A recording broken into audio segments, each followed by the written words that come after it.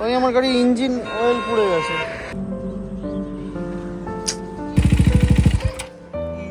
গোল গোল করে পুড়ছি তো, যাওয়া যাবে না। গাড়ি কি করবো বুঝতে পারছি। একজন আমাদের দাদাকে পেয়েছি। হ্যাঁ বন্ধু, বাড়ি থেকে প্রায় 400 কিলোমিটার দূরে হাইওয়ের মাঝখানে ঠিক এরকমটাই হয় আমাদের সাথে। সত্যি খুব অসহায় ফিল হচ্ছিল। আর জানি না, বুঝতে পারছিলাম না যে কি করব। আমার বাইক স্টার্ট করলে ইঞ্জিন অয়েল গল গল করে ইঞ্জিনের পাশ থেকে পড়ে যাচ্ছিল, তার সাথে সাথে প্রায় অধিকাংশ ইঞ্জিন অয়েল পড়েও গেছিল। কি করে বাড়ি ফিরবো সেটাও বুঝতে পারছিলাম না। আমি একা থাকলে না হয় সেটা ডিফারেন্ট ব্যাপার ছিল, কিন্তু আমার সাথে ছিল রোজ। কিন্তু বন্ধু কি বলবো, ইউনিভার্সের একটা ডিফারেন্টই প্ল্যান ছিল। তোমার হেল্প করার জন্য কিন্তু সব সময় কিছু না কিছু মানুষ তোমার কাছে অলওয়েজ চলেই আসবে। আর এবার কিভাবে ফিরলাম বাড়ি, সেই গল্পটাই তো শেয়ার করবো আজকের এই ব্লগে তোমাদের সাথে। তো জুড়ে থাকো শুরু থেকে শেষ পর্যন্ত। এটা সেই কথা আছে না, মানুষ রূপে ভগবানের দেখা পাওয়া যায়, তো সেটাই কিন্তু হয়েছিল সেই দিন আমাদের সাথে।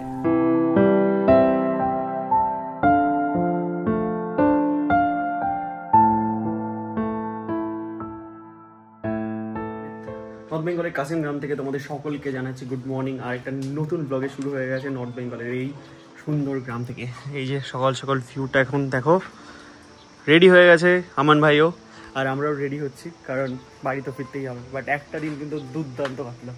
তুই এইভাবেই যাচ্ছ? হ্যাঁ একদম এইভাবে। এই জায়গাটায় কিন্তু কাঞ্চনজঙ্ঘা দেখা যায়, বাট এখন তো মেঘে ঢেকে গেল, দেখা যাচ্ছে না কাঞ্চনজঙ্ঘা। ওয়েদার ক্লিয়ার থাকলে দেখা যাবে ওইদিকে। হ্যাঁ, সিকিমের পাহাড়গুলো বিরাট লাগছে, এদিকের পাহাড় দেখা হচ্ছে আমার খুব তাড়াতাড়ি। তোমরা যদি এখানে আসো, ভাইয়া তো আছেই তোমাদের খেয়াল রাখার জন্য, আর আমাদের ভাই তো রয়েছে তোমাদেরকে কালিম্পং বেস্ট ওয়েতে ঘোরানোর জন্য। আমার বাড়ির ম্যাপটা চলো লাগিয়ে নিই। 633 কিলোমিটার দেখাচ্ছে এখান থেকে আমার বাড়ির ডিস্টেন্স। তো চলো, রাইডিং গিয়ার পরে আমরা রেডি হয়ে গেছি। সুন্দরভাবে পাহাড়টাকে আবার বাই বাই জানিয়ে আমি শুরু করবো।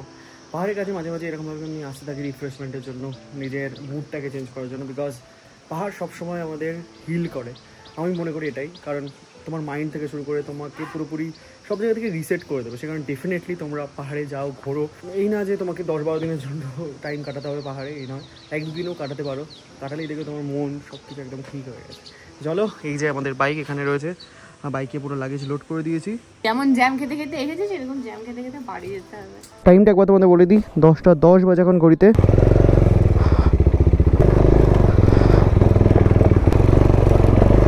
এখন যা পেট্রোল রয়েছে আমাদের বাইকে মোটামুটি 170 কিলোমিটার তো চলেই যাবে, মানে শিলিগুড়ি ক্রস করে আমরা বেরিয়ে যাবো। আর আজকে জার্নিতে কিন্তু তোমাদের দেখাতে চলেছি এখান থেকে ফেরার যে রাস্তাটা, সেই রাস্তার কন্ডিশন। আর এখন তো NH10 এর অবস্থা একটু খারাপ, জ্যামও রয়েছে রাস্তায়। এখান থেকে আমাদের বাড়ির ডিস্টেন্স যেটা 3টে বেজে যাবে বাড়ি পৌঁছাতে। ওই লাদাখ ঘুরে আসার পর যখন নর্থ বেঙ্গলে এসেছি না, লাস্ট নাইট যখন আমরা রাইড করছিলাম, আমার মনে হচ্ছিল লাদাখের থেকেও নর্থ বেঙ্গলের এমন কিছু রাস্তা আছে যেগুলো বেশি খাড়াই, মানে উঁচু। কালিম্পংয়েরই কিছু রাস্তা আছে এরকম খাড়াই না, দার্জিলিংয়েরও রাস্তা রয়েছে, ভয় লেগে যায় লিটারেলি। কি সুন্দর সব ফুল ফুটে আছে দেখো রাস্তার পাশে। আর আজকে সানডে মেনলি, সেই কারণে এই রাস্তায় বড় গাড়ি চলবে না, এটা একটা সুবিধা। ছোটো গাড়ির জ্যাম পাবো, বাট আশা করি বাইক নিয়ে সেগুলোকে কাটিয়ে আমরা বেরিয়ে যেতে পারবো। রাস্তাটা একবার দেখো,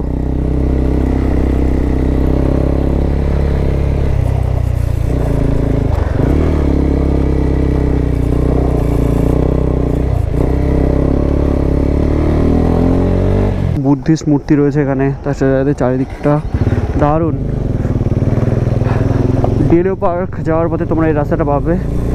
তোমরা যদি কালিম্পং মেন টাউন থেকে ডেলো পার্কের দিকে আসো না, তাহলে এই জায়গাটা পাওয়া যায়। পুরো কালিম্পং শহরের লাল, হলুদ, নীল সব কালারের বাড়িগুলো এখান থেকে আমরা দেখতে পাচ্ছিলাম, কি দারুণ লাগছিল। তারাও কোনো মোড় ঘুরে যদি দেখতে পাওয়া যায় তোমাদের দেখাচ্ছে, ওই দেখো পেছনে। সময় ঘড়িতে এখন 10:49, আর চলে এসেছি আমরা কালিম্পং শহরে। দেখতে পাচ্ছ লোকালিটি কতটা কনজেস্টেড হয়ে গেছে এখন। একটু আগে পুরো একদম ফাঁকা, নেচারের মাঝখান দিয়ে রাইড করছিলাম, এখন হচ্ছে বাড়ি ঘর। তাও রাস্তাঘাটে আজকে ফাঁকা আছে, সানডে বলে, অফিস আদালত নেই, সবাই বাড়িতে বসে চিল করছে। এখানে পাহাড়ি মানুষদের জীবন কেমন হয় দেখতে পাচ্ছি অনেক কাছ থেকে আমরা। এখানে সব বাজার বসেছে দেখো রাস্তার মোড়ে। আমাদের ওখানে কত বড় বড় হাট বাজার বসে, এখানে সব ছোট ছোট।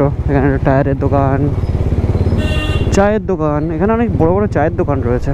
এখানকার রাস্তাঘাটগুলো খুব ছোট ছোট হয়, মানে খুব সরু সরু।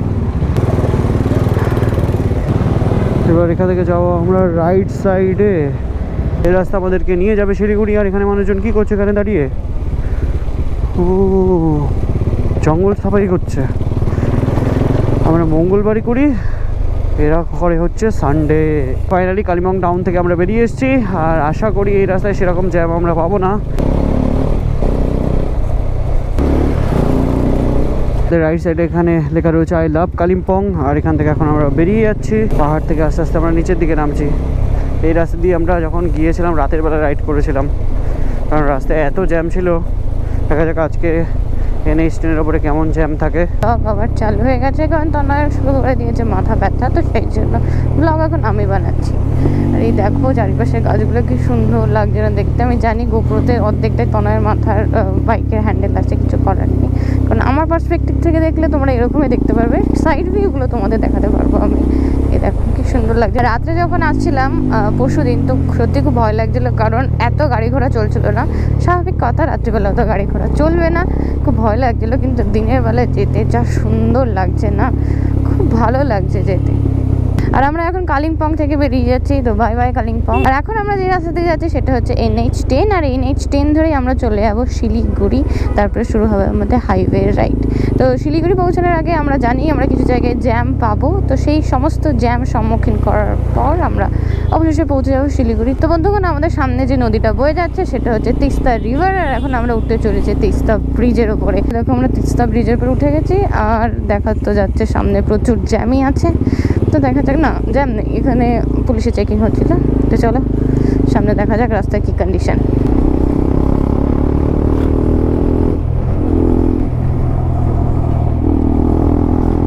GoPro stop recording. গোপ্রো আমার কথা শুনছে না গাইস, এটা বন্ধ হচ্ছে না গোপ্রো। আমার বাইকের ফুয়েল রেঞ্জ দেখাচ্ছে আর 100 কিলোমিটার্সের। তো দেখা যাক কত দূর যেতে পারি। আমার ইচ্ছা আছে যে শিলিগুড়ি থেকে বেরিয়ে একটা পেট্রোল পাম্প আছে, একটা টোল প্লাজা আছে, সেই টোল প্লাজা ক্রস করার পর বাঁদিকে পড়ে রিলায়েন্সের পেট্রোল পাম্প। তো ওখান থেকে ভেবেছি ফুয়েল আপটা করবো।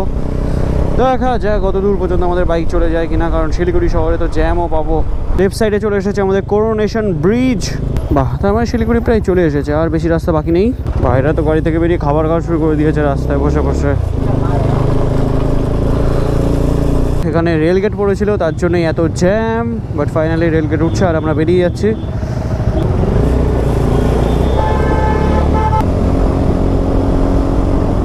এই জঙ্গলের ভেতর দিয়ে বাইক চালাতে আমার আলাদাই লাগে।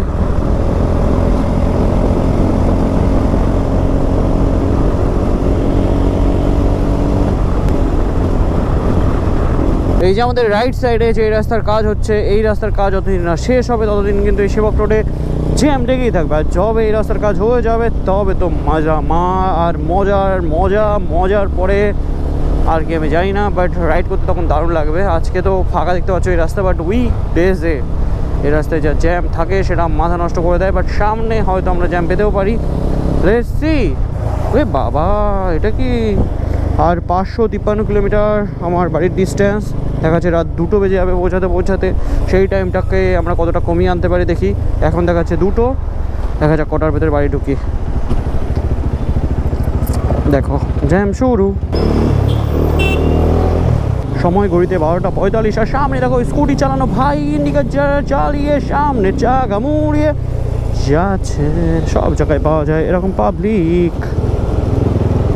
কলকাতা এখান থেকে 578 কিলোমিটার। আর এটা হচ্ছে দার্জিলিং মোড়। এই জায়গাটার পুরো মানে আমি যা দেখেছিলাম আজ থেকে 2-3 বছর আগে, আর এখন পুরোপুরি আলাদাই হয়ে গেছে দেখতে। শিলিগুড়ি অনেক চেঞ্জ হয়ে গেছে। আজ থেকে 4 বছর আগে শিলিগুড়ি যেরকম ছিল না, সেই শিলিগুড়িটাই ভালো লাগতো। এখন শিলিগুড়ি পুরোপুরি অন্যরকম হয়ে গেছে। সব জায়গায় বিল্ডিং তৈরি হচ্ছে, রাস্তা ভাঙচুর হচ্ছে। তো সব মিলিয়ে সেই ভাইবটা এখন আর লাগে না। আগে যখন শিলিগুড়িতে আসতাম একটা অন্যরকম ভাইব লাগতো, অন্যরকম লাগতো শিলিগুড়িতে আসলে। আর এইগুলো যে কেন বানিয়েছিল কে জানে, এই খাম্বাগুলো। আমাদের ডান দিকে শিলিগুড়িতে এটা একটা নতুন মল তৈরি হচ্ছে, এটার নাম হচ্ছে ক্রস রোডস মল। ফাইনালি শিলিগুড়ি টাউন থেকে এখন আমরা বেরিয়ে এসেছি। টাইম এখন ঘড়িতে অলমোস্ট 1টা বাজে গেছে, আর হাইওয়ে ধরে নিয়েছে এখন আমরা। সময় এখন ঘড়িতে 1:25। আর আমাদের লেফট সাইডে চলে এসেছে বিধাননগরের জিওর পেট্রোল পাম্প। এখান থেকে করবো আমরা বাইকের ফুয়েল আপ, তারপরে আমাদের জার্নি কন্টিনিউ করতে থাকবো। ওকে, তো জিওর এই পেট্রোল পাম্প থেকে পেট্রোল ভরিয়ে আমরা একটু দাঁড়িয়ে গেছি। রোজ একটু ওয়াশরুমে গেছে, আর আমি এই যে দাঁড়িয়ে আছি জিনিসপত্র এখানে রেখে, জ্যাকেট ফ্যাকেট রেখে। বিভৎস গরম ভাই, এদিকে ভাবতে পারিনি এখনও এরকম গরম থাকবে।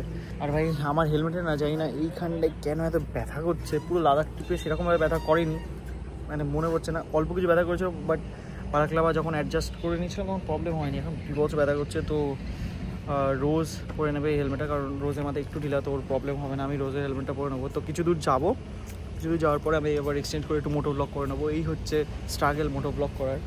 তো সেই কারণে চলো একটু আমরা রাস্তা কভার করে নিই। এখনও দেখাচ্ছে, তোমরা একবার দেখো, এই যে এখনও 12 ঘন্টা 35 মিনিট লাগবে, 2:08 বেজে যাবে বাড়ি পৌঁছাতে এখনও পর্যন্ত। তো এই হচ্ছে বাইকের লুক। চেনের কন্ডিশন একবার দেখে নিই। চেন এখনও লিউবি আছে, এই যে দেখতে পাচ্ছ চেন এখনও লিউবি আছে। এই যে ছোট্ট শপিং করলাম আমরা, তাই ছোট্ট ব্যাগ দিয়েছে আমাদের। একটা ড্রিঙ্ক এটা নিয়েছি, বেশ ভালো লাগলো দেখে, কোল্ড কফি। আর একটা বুমার নিয়েছি, বুমার চিবাতে যাবো। আমরা কিন্তু হেলমেট এক্সচেঞ্জ করে নিয়েছি। আমার এখানে গোপ্রো নেই, রোজ এখন মোটো ব্লগ করছে। স্যাক্রিফাইস বাইক চালাবো। দেখো আমি তোমার জন্য কত কিছু স্যাক্রিফাইস করলাম। কি স্যাক্রিফাইস? আমারও তো এটা পরে মাথা ব্যথা করছে, কিন্তু সবসময় যে বাইক চালায় তার কমফর্টটা আগে দেখা দরকার। তো আমরা এখান থেকে এখন কোল্ড কফি, একটা মিল্কশেক মতো আর চুইংগাম খেয়ে এখন বেরোচ্ছি। স্টার্ট করবো আমাদের বাকি জার্নি। তারা ভাইজারটা নামিয়ে নিই। তো আমরা আমাদের বাড়ির উদ্দেশ্যে জার্নি শুরু করে দিয়েছি। পেট্রোল পাম্প থেকে বেরিয়ে গেছি। আমাদের এনার্জিও ফুল আর আমাদের বাইকের এনার্জিও ফুল, কারণ ওর পেটও ফুল। পিলিয়ান ব্লগ যখন করছি তো তখন মনে হলো যে তোমাদের সাথে পিলিয়ানরা পেছনে বসে কী ফিল করে সেটা একটু শেয়ার করি, কারণ আমি একজন পিলিয়ান। আর তোমরা অনেকেই আমার সাথে দেখা হলে জিজ্ঞাসা করো যে দিদি তুমি এত বড় বড় লম্বা লম্বা রাইড করেছো, তোমার প্রবলেম হয় না, তোমার মাথা ব্যথা হয় না, তোমার কষ্ট হয় না, তুমি বোর ফিল করো না পেছনে বসে? দেখো, কোমর পিঠে তো অবশ্যই ব্যথা হয়, প্রচুর ব্যথা হয়, খুব কষ্টও হয়, কিন্তু এটা ঠিক যে আমি বোর কখনোই ফিল করি না। আমার খুব ভালো লাগে পেছনে বসে এত সুন্দর সুন্দর ভিউ এনজয় করতে। আর এটা কি বলতো, আমি কখনো ওরকমভাবে বোরভাবে বসে থাকি না। আমার মনে হয় যেন যে বাইক চালাচ্ছে সে যতটা রেসপন্সিবলি রাস্তার দিকে ফুল অ্যাটেনশন দিয়ে বাইক চালাচ্ছে, আমি যখন পেছনে বসে থাকি আমিও সেই ফুল অ্যাটেনশন দিয়েই রাস্তার সামনে তাকিয়ে থাকি। কারণ মাঝে মধ্যে যে বাইক চালাচ্ছে তার একটু ভুল হলেও যাতে পিলিয়ান যারা পেছনে আছে তারা একটু সতর্ক থাকে। আর এখানকার রাস্তার কন্ডিশন একটু খারাপ। এটা মনে হয় আমরা ইসলামপুরের দিকে যাচ্ছি, তো সেই জন্য রাস্তার কন্ডিশন এরকম খারাপ। আমি যখন প্রথমবার শিলিগুড়ি এসেছিলাম তখন তো আরও খারাপ ছিল, এখন অনেকটাই ঠিক করেছে ইসলামপুরের রাস্তা। তখন ওয়ান ওয়ে ছিল আর প্রচুর বড় বড় গর্ত ছিল। আগের থেকে রাস্তা এখন অনেকটাই উন্নত করেছে, তোমরা দেখতেই পাচ্ছ, কিন্তু মাঝে মধ্যে একটুখানি রাস্তা খারাপ আছে। সামনে চলে এসেছে মাইল ফলক। আমি জানি না তোমরা মাইল ফলকটা দেখতে পাচ্ছ কিনা। এখান থেকে পূর্ণিয়া 129, লখনৌ, কলকাতা 527 কিলোমিটার বাকি। তো আমাদের বাড়ির ডিস্টেন্স এখান থেকে হয়তো আর ওই 480 কি 490 কিলোমিটার। আর সূর্যের প্রকোপ এত বেশি যে লিটারালি তাকানো যাচ্ছে না। আমি যেহেতু তনার এলএস্ট্রো হেলমেটটা পরেছি, তো এটা সানভাইজারটা যে কেন দিয়েছে আমি বুঝতেই পারছি না। এটা পরে যারা বাইক চালায়, মানে এই মডেলটা, আমি সবগুলোর কথা বলতে পারবো না, এটা যে সানভাইজারটা আমার মনে হচ্ছে এটা দেওয়া না দেওয়া দুটো সমান। কারণ আমার এমটি সানভাইজারে লিটারালি ঠান্ডা হয়ে যায়, পুরো একদম সানভাইজারের যে কাজটা সেটাই হয়। এটাতে তো আমার চোখের পরে রোদ পড়ছে, মনে হচ্ছে যেন ক্লিয়ার গ্লাসের পরে রোদ পড়ছে। এটা দেওয়ার মানে কি আমি বুঝতে পারলাম না। আমরা এখন এসে দাঁড়িয়েছি এরকম একটা জায়গায়, কারণ সামনে অনেক রোদ। এটা শুনে অনেকে বলবে যে তাহলে যখন এত কষ্ট হয় তাহলে বাইকে করে রাইড করো কেন? করতে ভালো লাগে তাই করি, কষ্ট তো হওয়ারই জিনিস।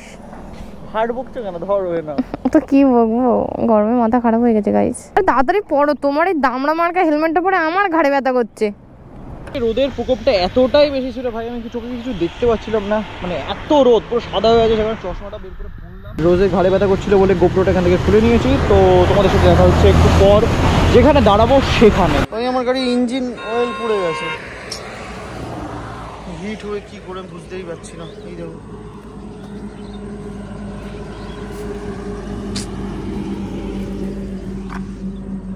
কি হচ্ছে একবার দেখি কোথা দিয়ে পড়ছে। আমি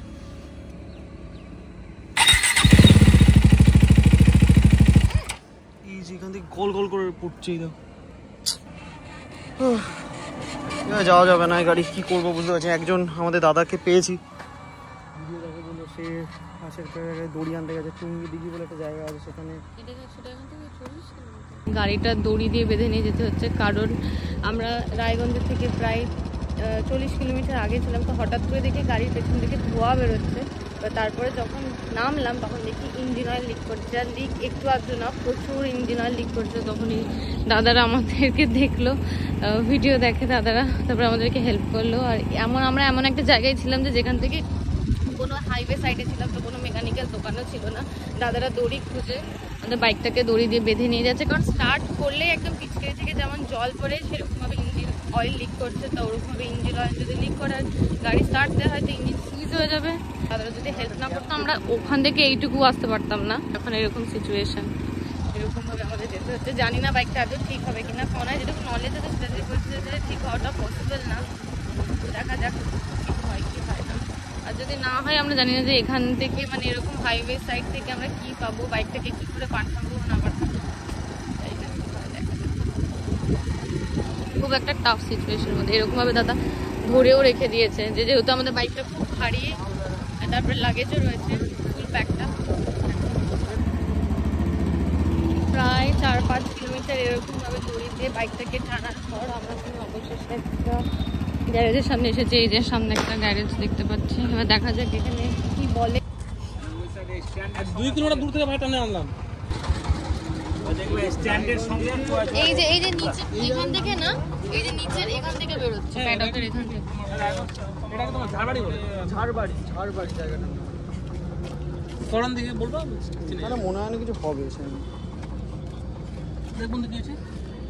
তো অ্যাট লাস্ট আমরা একটা গ্যারেজে এসে পৌঁছেছি, যে দাদারা আমাদেরকে গ্যারেজে নিয়ে আসলো। এখানে যে গ্যারেজে দাদা ছিল সে বাইক থেকে নিয়ে গেছে কিছু একটা ভাবে, যাতে যেখান থেকে অয়েলটা লিক হচ্ছে সেইটাকে ঝালাই করে কিছু একটা বন্দোবস্ত করানোর।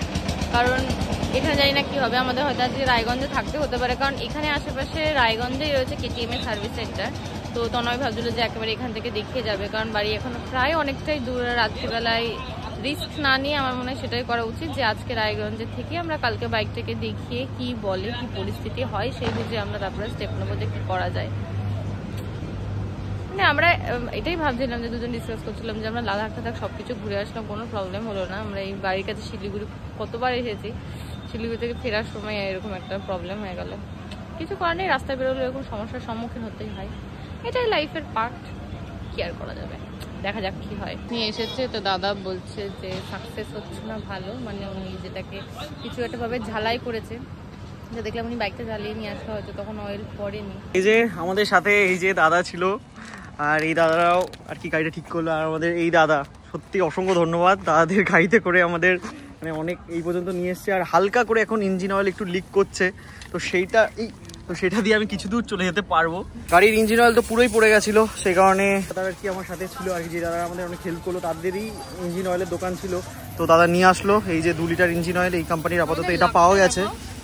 সত্যি রাস্তায় বেরোলে অনেক কিছু হয়, এক্সপেরিয়েন্স হয় যে আমরা দাঁড়ালাম, দাদারা আসলো, আর এমন আর এত ভালো আমাদের জন্য আবার। চিপস। হ্যাঁ, তো দেখি ইঞ্জিন অয়েলটা টপ অফ করি আগে, দাঁড়াও দেখা যাক। যদি হালকা হালকা লিক করে আমি এগিয়ে যাবো আস্তে আস্তে, কারণ বাড়ি একবার যদি পৌঁছে যায় তাহলে কোনো চিন্তা থাকবে না।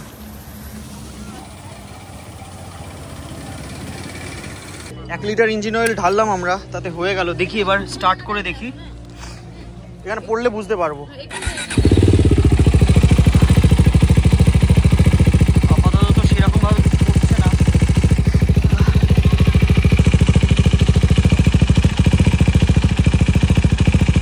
বন্ধু, লাইফে রাস্তায় বেরোলে কত কি না এক্সপিরিয়েন্স হয় বলো। সত্যি বাইক অনেক অংশে ফিক্স হয়ে গেছে, স্টার্ট দিয়ে দেখে নিয়েছি, ইঞ্জিন অয়েল তো লিক করছে না এখন। আর এই দাদারা এত ভালো ভাই, আমি কি বলবো, আমাকে 1 টাকা খরচাই করতে দিচ্ছে না। থ্যাংক ইউ দাদা, আসছি। হ্যাঁ,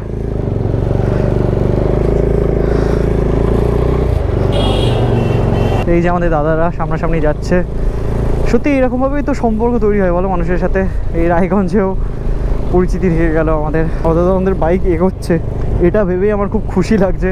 পেছনের মিরারে আমি তাও অল টাইম চেক করতে থাকবো যে ইঞ্জিন অয়েল বেরোচ্ছে কিনা। আস্তে আস্তেই যাবো, বেশি স্পিডে চালাবো না বাইক। হাইওয়েতে উঠে গেছি ফাইনালি। ইঞ্জিন অয়েল মোটামুটি আমার যা মনে হলো 300-400 ml মতো ছিল, পুরোপুরি একদম ড্রেন হয়ে পারিনি। কারণ পুরো যদি ড্রেন হয়ে যেত তাহলে ইঞ্জিন আমার সিজ হয়ে যেত। দেখতে পেয়েই আমি দাঁড়িয়ে গেছি, পেছনে দেখি পুরো ধোয়া। যে ইঞ্জিন অয়েলটা লিক করছিল সেটা আর কি বার্ন হয়ে পুরো ধোয়া তৈরি করছিল। এখন সময় চলে এসেছে আমাদের বাইকটাকে এবার মানে বুড্ডা KTMটাকে সার্ভিস সেন্টারে প্রপারভাবে রেখে আসার। সামনে তুঙ্গি দিঘি বলে একটা জায়গা পড়বে আমাদের, ওইখানেই হচ্ছে দাদাদের বাড়ি। আর রায়গঞ্জ এখান থেকে মোটামুটি এখনও 30 কিলোমিটার বাকি। তো 30 কিলোমিটার আগে এটা হয়েছিল, প্রপার রায়গঞ্জে কিন্তু হয়নি এটা আমাদের সাথে। এখানে রাখবো। ওহো, হালকা হালকা করে লিক করছে তাও।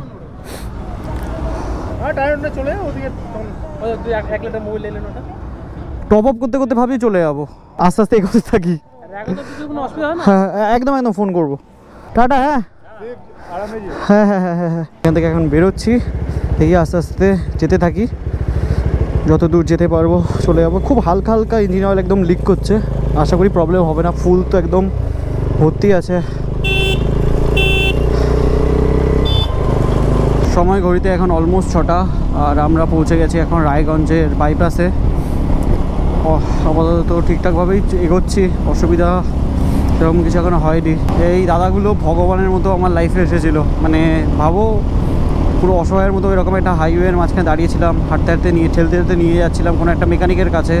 লোকাল মানুষের কথা শুনে দাদারা দেখি আসলো, এসে কথা বললো যে কি হয়েছে, শুনলো সব কিছু, তারপর বললো চেনে আমাকে, আমার ভিডিও দেখেছে।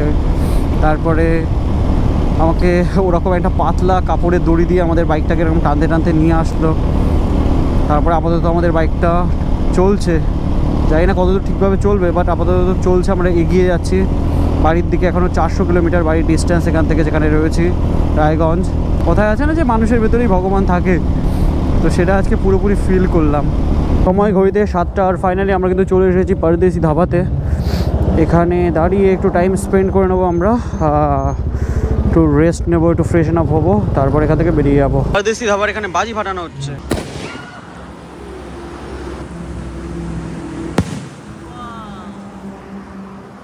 ইঞ্জিন অয়েল কিন্তু লিক হচ্ছে, বাট অল্প পরিমাণে, এই যে 1-2 ফোঁটা করে পড়ছে। চেক করলাম ইঞ্জিন অয়েলের লেভেল ঠিকঠাকই আছে। আশা করি বাড়ি পৌঁছে যাবো। আর সাথে তো ইঞ্জিন অয়েল আছেই, মানে সেই এক্সেসিভ পরিমাণে কিন্তু পড়ছে না ইঞ্জিন অয়েল। চলো বাড়ি চলে যাই, বাড়ি চলে গেলে সব ঠিক হয়ে যাবে। টাইম হচ্ছে ঘড়িতে অলমোস্ট 7:30। পারদেশি ধাবার এখানে দাঁড়িয়ে একটু রেস্ট নিয়ে একটু খাবার খেয়ে মেনলি আমরা একটু চা খেলাম, চা খেয়ে আবার আমরা জার্নি কন্টিনিউ করছি। হয় হয় হয় হয় ফারাক্কা ব্যারেজের আগে জ্যামটা দেখো তোমরা।